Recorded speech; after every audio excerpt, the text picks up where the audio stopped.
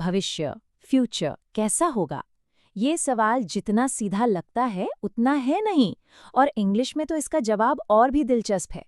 बात सिर्फ ये नहीं है कि कब क्या होगा, बल्कि ये भी है कि हम उसे होते हुए कैसे देखते हैं। तो चलिए आज समझते हैं कि इंग्लिश बोलने वाले लोग भविष्य के बारे में असल में सोचते और बात कैसे करते हैं। अच्छा, जब इंग्लिश में फ्यूचर टेंस की बात होती है, तो सबसे पहले दिमाग में क्या आता है? ज्यादातर लोगों के लिए एक ही शब्द है जो तुरंत जहन में कौंध जाता है। जी हाँ, will. I will do this. She will come. एकदम सिंपल और सीधा, है ना? पर क्या हो अगर मैं कहूँ कि ये तो बस शुरुआत है, पूरी कहानी तो कुछ और ही है। जरा सोचिए, अगर कोई प्लान पहले से ही बना हुआ हो तो, या मान लीजिए कोई ऐसी भविष्यवाणी हो जो किसी पक्के सबूत पर आधारित हो। यहीं पर इंग्लिश भाषा का असली कमाल सामने आता है। मतलब जो शब्द हम चुनते हैं ना, वो हमारे नजरिए के बारे में बहुत कुछ बता जाते हैं। तो आज हम क्या क्या देखने वाले हैं? सबसे पहले तो हम इस फ्यूचर टेंस वाले मिथ को तोड़ेंगे। फिर हम समझेंगे कि पहले से बने प्लान्स और अचानक लिए गए फैसलों में क्या फर्क होता है। इसके बाद हम पक्के सबूत के साथ भविष्यवाणी करना सीखेंगे और ये भी देखेंगे कि कैसे कभी-कभी प्रेजेंट टेंस भी फ्यूचर की बात कर सकता है। और आखिर में हम भविष्य के अंदर होने वाले एक्शन को भी समझेंगे। तो चलिए शुरू करते हैं पहले से तय योजनाओं और मौके पर लिए गए फैसलों के बीच के फर्क से। ये जानकर हैरानी होती है कि ये छोटा सा अंतर ग्रामर के चुनाव को कैसे पूरी तरह बदल देता है। अच्छा, इन दो सिचुएशंस को देखिए।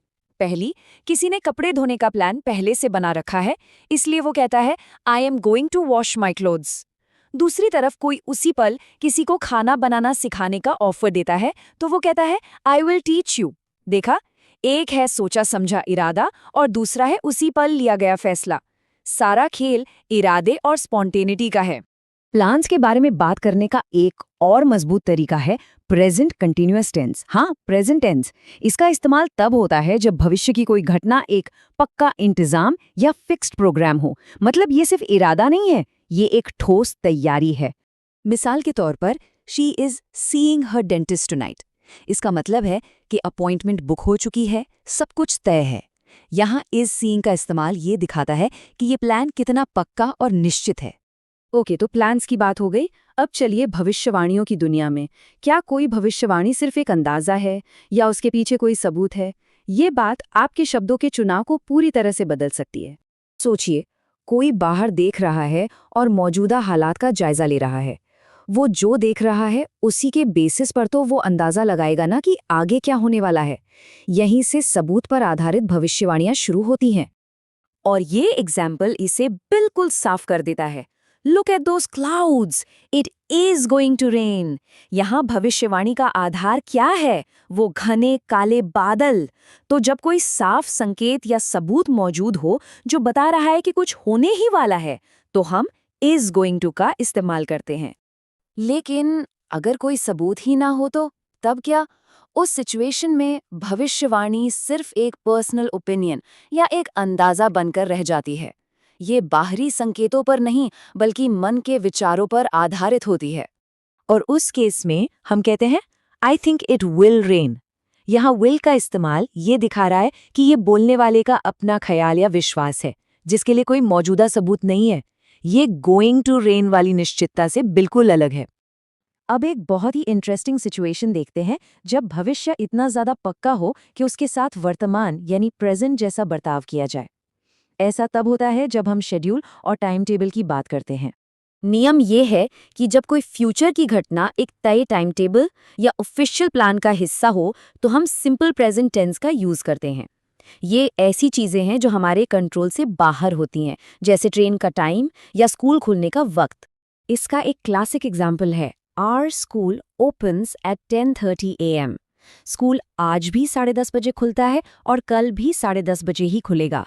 ये एक फिक्स्ड, ना बदलने वाला शेड्यूल है। इसीलिए यहाँ फ्यूचर की बात करने के लिए भी प्रेजेंट टेंस ओपन्स का इस्तेमाल होता है, विल ओपन का नहीं। चलिए अब हम अपने आखिरी पड़ाव पर हैं। यहाँ हम फ्यूचर के कुछ और एडवांस्ड फॉर्म्स पर एक फटाफट नजर डालेंगे। ये उन लोगों के लिए है जो भाषा की बारीकियों में और गहरा उतरना चाहते हैं।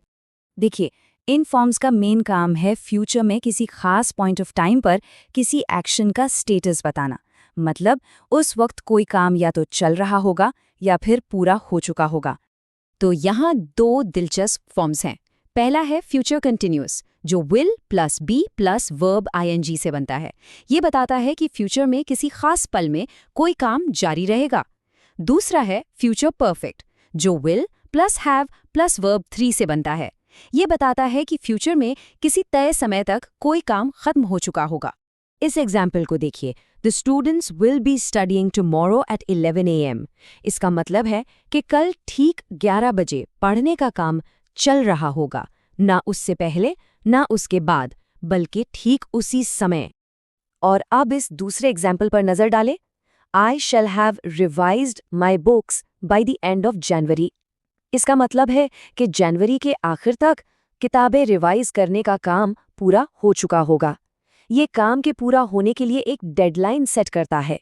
तो इस सब का निचोड़ क्या है? कुल मिलाकर बात यह है कि फ्यूचर के बारे में बात करना सिर्फ ये बताना नहीं है कि क्या होगा, बल्कि ये है कि हम उसे कैसे होते हुए देख रहे हैं।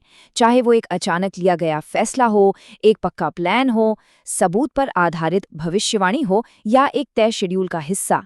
हमारे चुने हुए शब्द ये पूरी कहानी बयां कर देते हैं। तो अगली बार जब कोई फ्यूचर के बारे में बात करे तो सिर्फ उनके शब्दों पर ध्यान मत दीजिए, उनके ग्रामर के चुनाव को भी सुनिए। उनके शब्द असल में उनके सोचने के तरीके के बारे में क्या राज बता रहे हैं, सोचिएगा जरूर।